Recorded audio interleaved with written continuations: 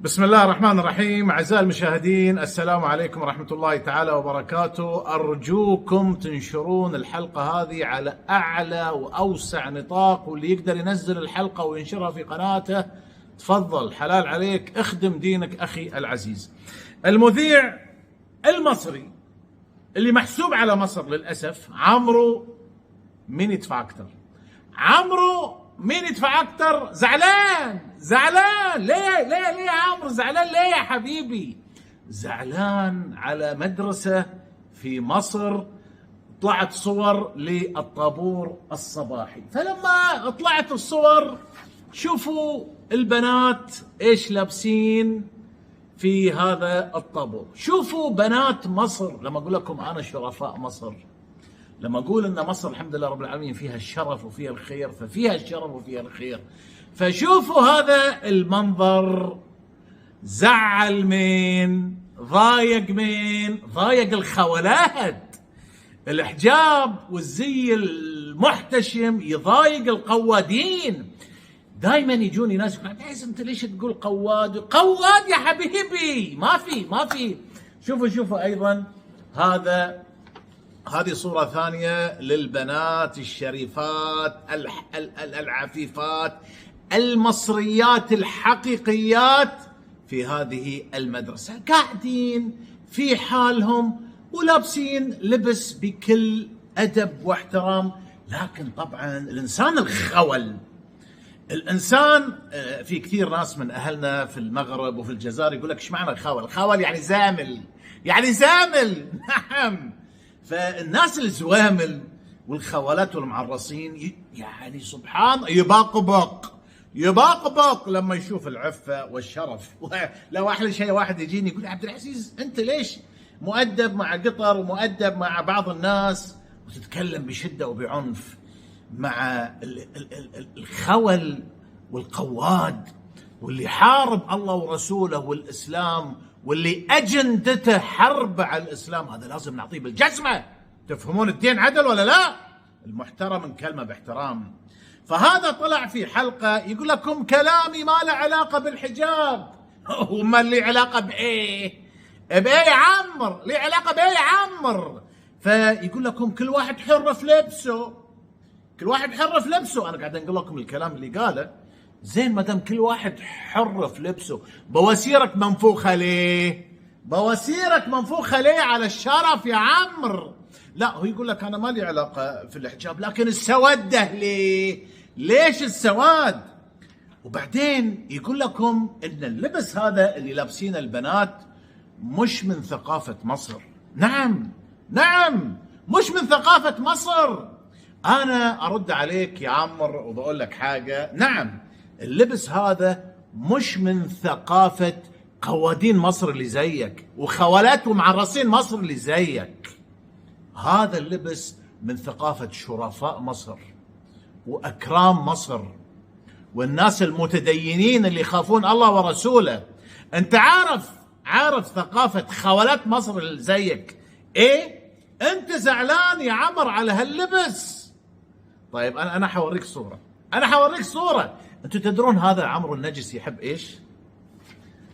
أم بطانة. نعم البطانة اترفعت يا عمرو. اترفعت. هذا اللي يحب الخول المدعو عمرو من يدفع أكثر. هذه ثقافة مصر. أستحلفكم بالله أعزائي المشاهدين، هذه ثقافة مصر. نعم، الأنجاس اللي مثله يحترمون هالأشكال، يحترمون العاهرات. قاتلك الله يا نجس. انت لو فيك خير يا معفن يا قزمة يا صرمة يا للمصريين الشرفاء بريئين من أشكالك، لو انت فيك رجولة وذرة رجولة وذرة غيرة يا ديوث يا معرس، ما كنت استضفت هالإنسانة تبرر ان خلفيتها ظهرت في مهرجان الجونة. تفي عليكم على شكلك. سبحان الله، يعني بواسيرك اتنفخت لما شفت شريفات مصر قاعدين في الطابور. انت مزعلك ايه اللي مزعلك؟ مش انت بتقول اللي يلبس كل واحد حر يلبس ايه؟ طب انت زعلان ليه؟ انت عارف ليش زعلان؟ لانك تكره الاسلام. قاتلك الله، تكره العفة وتكره الشرف وبتحب الشرمطة وبتحب العهر والفجور، انت واشكالك والرئيس بتاعك. لو انتم فيكم خير ما دعمتوا مهرجان الجونة ومهرجان القاهرة ومهرجانات العري والفسق والفجور. قال لك واحلى حاجة يقول لك ده شكل مصريات، يقول لك يعني مستغرب، يقول لك ده شكل مصريات. انا بقول لك لا مش ده مش شكل مصريات. في ايش؟ في قاموسك يا نجس. هذول هم المصريات الحقيقيات. وبيقول لك ده شكل مصريات. انا بقول لك انت بتحب المصريات ازاي؟ هذول المصريات اللي انت تحبهم. شوف المصريات اخواني الكرام اللي هو بيقصدهم، اللي هو يحبهم، هذول الاشكال اللي يظهرون في مهرجان القاهرة ومهرجان الجونة. قاتلك الله يا معفن. دول اللي بتحترمهم، هذول اللي تحترمهم يا خول. قاتلك الله يا نجس. مش عاجبه ان البنات لابسين عبايات ومحجبات وشريفات. اللي يقول لك لا انا مش ضد الحشمه، لكن السواد يعني ايش اللي نافق بواسيرك في السواد؟ امال لو رحت المملكه العربيه السعوديه ورحت قطر ورحت الدول الخليجيه وشفت الخليجيات المحترمات اللي معظمهم لابسين اسود، هيحصل فيك ايه يا خول يا قواد؟ قاتلك الله. لا يعني ما حدش يفهمني غلط، انا ما اقصدش الحجاب. ولم تقصد ايه؟ زعلان على العاهرات مهرجان الجونة؟ هذا اللي انت تريده في مصر؟ قاتلك الله يا معفن. حسبي الله ونعم الوكيل. يقول لك الاسود ده مش بتاعنا. اكيد انت عارف الاسود اللي بيعجبك ايه يا عمرو؟ الاسود ده. شوفوا اعزائي المشاهدين، شوفوا هذه الفنانة لابسة في مهرجان الجونة. انت بيعجبك الاسود ده؟ انت مش تقول الاسود مش بتاعنا؟ وامال ده بتاع مين؟ ده بتاع مين يا نجس يا خول يا معرس؟ قاتلكم الله. يا كثر كرهكم وحقدكم على الاسلام وعلى الشرف وعلى العفة. حسبي الله ونعم الوكيل. هذا الاسود اللي بيعجبك؟ ده الاسود اللي بيعجبك يا خول؟ حسبي الله ونعم الوكيل. واحلى حاجه ايش يقول لك؟ الا اجد فيكم شخصا رشيدا. طبعا هذول انت الحمد لله رب العالمين فيهم رجوله وفيهم عفه وفيهم شرف. لكن هذا السؤال الا اجد فيكم وبعدين الايه غلط. انت بتعرف القران اصلا. الا اجد فيكم شخصا رشيدا دي قولها للقوادين تبعون مهرجان الجونة، لأن فعلا ما فيهم رشيد، ما فيهم رجل. هذول اللي ينظمون المهرجانات والدعارة في السينما المصرية والدعارة في المسلسلات، وروح وجه لهم هذا الكلام، لأن أصلا هم ما فيهم رجل رشيد. هم أصلا عبارة عن كوكبة وشلة من الخولات والمعرصين، ما فيهم رجل رشيد. هذا ده ايه؟ حرية يا عمرو. انما هذا لا، ده تطرف، ده اسود. ايش يقول اخواني الا اجد فيكم شخصا رشيدا؟ هذول ابهاتهم وامهاتهم ينحطون على الراس، جزمهم على دماغك وعلى صلعتك يا خول. يقول لك هذول ما فيهم رجل رشيد؟ قاتلك الله. ده شكل مصريات. نعم، هذول المصريات العفيفات. انما هالانجاس يا معفن هذول شلتك انت يا خول، شلتك انت وحزبك. ام بطانه يا خول.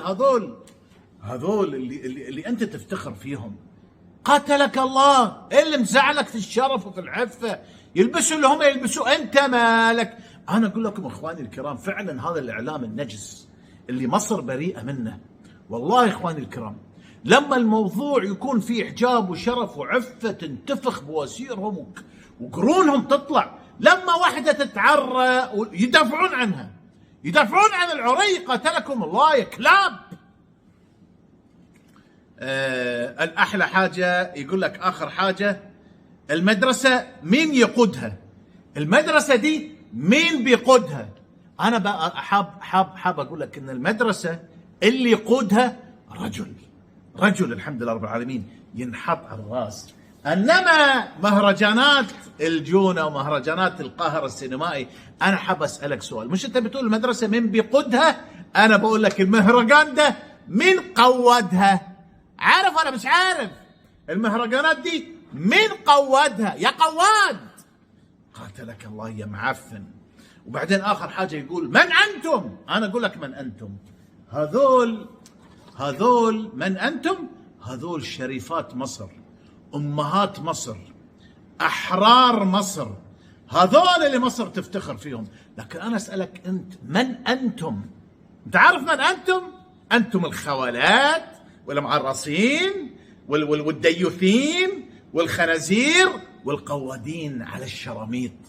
قاتلك الله ما اقبحك يا نجس. والله انت عارف لو الامر بيدي والله لحط الجزمه في فمك على الهواء مباشره، اجيب جزمتي اللي هي اشرف من وجهك وحطها في بؤك العفن على الهواء مباشره. باذن الله سبحانه وتعالى تطهر مصر من اشكالك يا نجس، يا قرد، يا خنزير. قاتلكم الله. وصلت الرساله اعزائي المشاهدين؟ وصلت الرساله؟ وفي ناس يقول لك ما تتدخلش. اتدخل غصبا عنك يا خول يا معفن.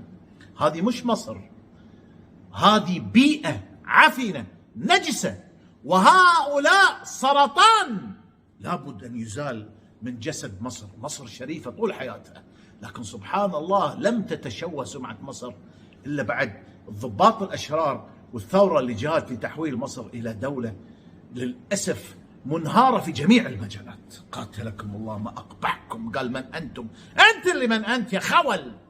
أتمنى الرسالة تكون وصلت.